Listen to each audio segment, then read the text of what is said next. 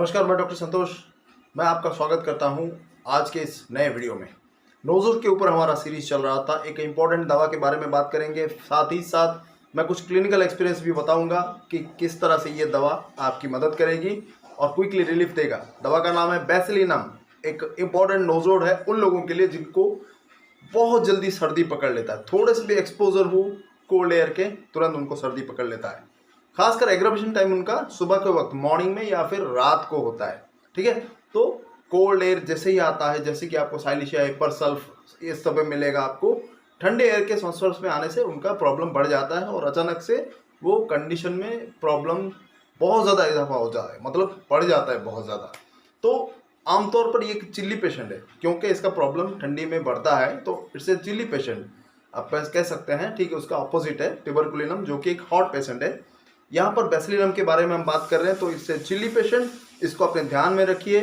और कुछ इसका इम्पोर्टेंट सिम्टम्स तो बहुत सारे हैं, जैसे कि ट्यूबरकुलर और नॉन ट्यूबरकुलर केसेस के लिए यूज़ होता है। इसका हमने जिक्र किया था अपने प्रीवियस वीडियोस में। आज मैं जो आपको बताऊंगा स्नैपशॉट में, जो इसका इम्पोर्टेंट पॉइंट है, नोज़ल के हिसाब से कैसे यूज़ होता है, और कुछ क्लिनिकल केसेस 2-3 बताऊंगा, तो कि आप उसको अंदाज़ा लगा सकें कि कैसे हम इसका सही तरीके से यूज़ करें।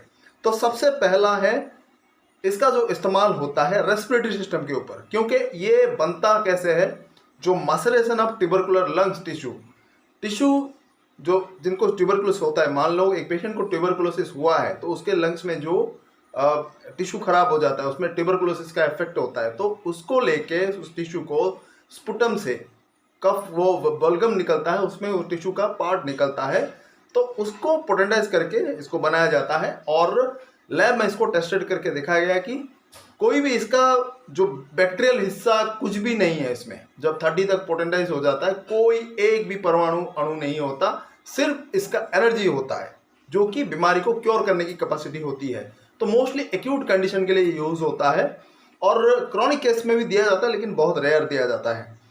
एक्यूट कंडीशन कैसे ना, मान लो किसी को अगर रेस्पिरेटरी सिस्टम में अस्थमा, ब्रोंकाइटिस, निमोनिया ये सब हुआ, या फिर ब्रोंकिएक्सटासिस हुआ, mostly tubercular, pre tubercular cases, मतलब इतना जल्दी उसका डेवलप नहीं हुआ।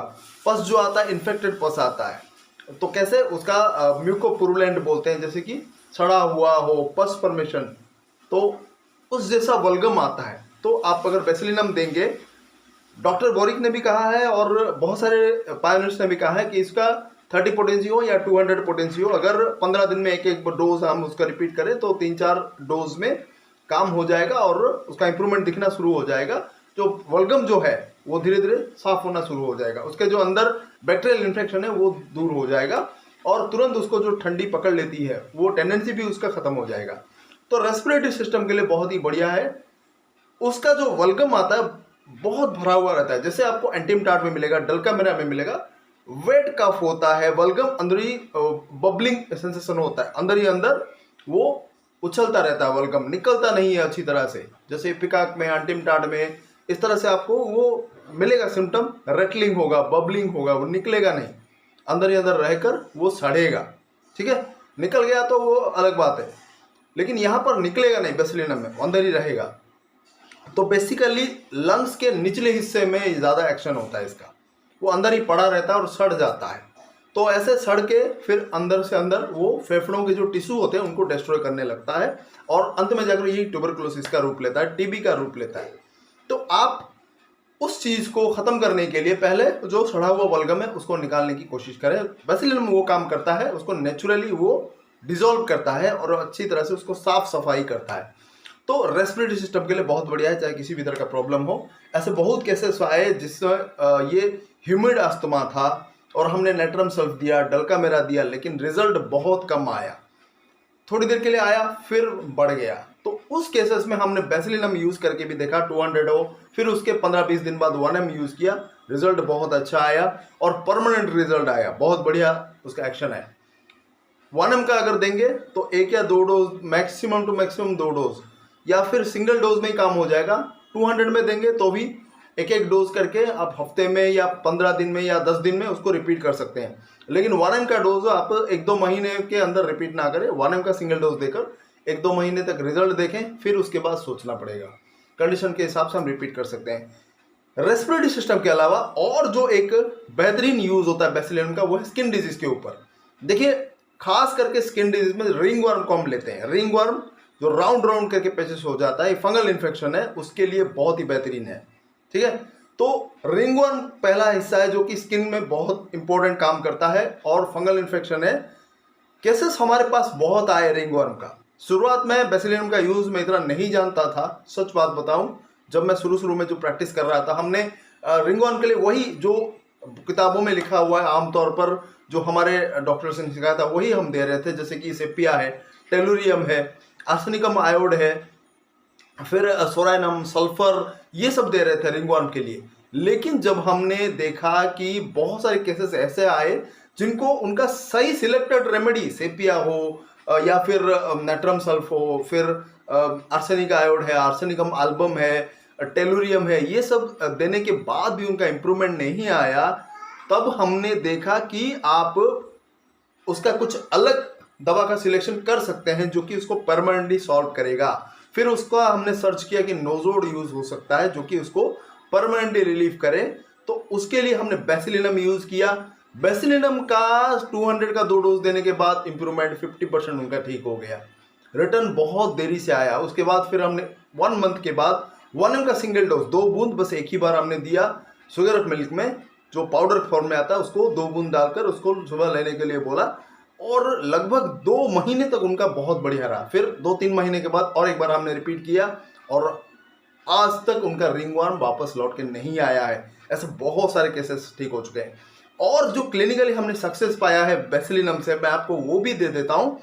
एलोपेशिया एरियाटा, जो सर में एक छोटे छोटे चकत्तेदार हो जाता है, वहां पर भी हमने बहुत जो इसका जो जनरल मेडिसिन यूज किया, फॉस्फोरस है, ग्राफाइडिस, फिर वेस्टबेडन आता है, एसिड फोस आता है, और भी बहुत सारे मेडिसिन है, थूजा होता है, आर्सेनिकम एल्बम भी दिया जाता है, सेपिया दिया जाता है, तो वहां पर भी यूज हुआ, नो रिजल्ट। बहुत सारे केसेस में इंप्रूवमेंट आया उन दवाइयों में से, लेकिन कुछ ऐसे केसेस भी है 20-30% केसेस में जो आता है हेयर फिर चला जाता है, राउंड राउंड करके पैचेस आता है। आपने सुना होगा, एलोपेशिया एरियाटा बोलते हैं। कॉइन जैसा बाल उखड़ जाता है, एक पर्टिकुलर 2-3-4 हो सकता है या सिंगल भी हो सकता है, तो राउंड करके पैच हो जाता है, एलोपेशिया एरियाटा बोलते हैं। तो वहां पर भी उसके भी बहुत सारे वीडियोस हमने पेश किए हैं, आप देख सकते हैं। तो उन केसेस में भी बहुत सारे सक्सेस मिला हमको बेसिलिनम से। बेसिलिनम का एक सिंगल ऐसा, कई किताबों में ये नहीं मिलेगा, लेकिन बहुत कम किताब में मिलेगा। ये हमारे सीनियर्स हैं, जो हमारे डॉक्टर्स हैं, पुराने हमारे जो गुरु हैं, जो टीचर्स हैं, उनके एक्सपीरियंस के माध्यम से हमने ये जाना है। किताबों में नहीं मिलेगा एलोपेशिया एरियाटा का, तो इसको अपने ध्यान में रखिए, बहुत इंपॉर्टेंट है। उसका आप 200 का 1 या 2 डोज या फिर 1 ml का सिंगल डोज देने के बाद वो जड़ से खत्म हो जाता है।